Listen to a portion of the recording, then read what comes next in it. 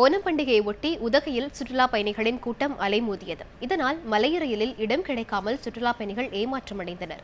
ஓணம் பண்டிகையை ஒட்டி கேரளாவில் 10 நாட்கள் விடுமுறை அறிவிக்கப்பட்ட நிலையில் நீலகிரி, கன்னியாகுமரி மாவட்டங்களிலும் உள்ளூர் விடுமுறை விடுக்கப்பட்டுள்ளது.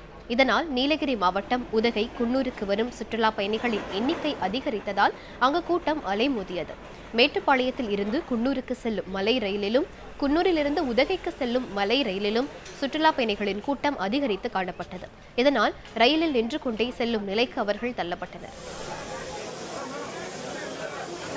ஓணம் ஃபெஸ்டிவலுக்காக ஊட்டி வந்திருக்கோம். இப்போ குன்னூர் ட்ரெயின், அந்த மேட்டுப்பாளையம்ல அந்த ட்ரெயின் வந்திருக்கோம்.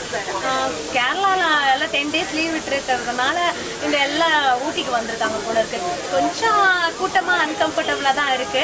பட் இருந்தாலும் என்ஜாய் பண்ணுறோம். நான் இதான் ஃபர்ஸ்ட் தடவை அந்த ட்ரெயினில் வரேன். கேரளா போன்ற மாநிலங்களிலிருந்து வந்த சுற்றுலா பயணிகளுக்கு மலை ரயிலில் இடம் கிடைக்கவில்லை. இதனால் அவர்கள் ஏமாற்றமடைந்தனர்.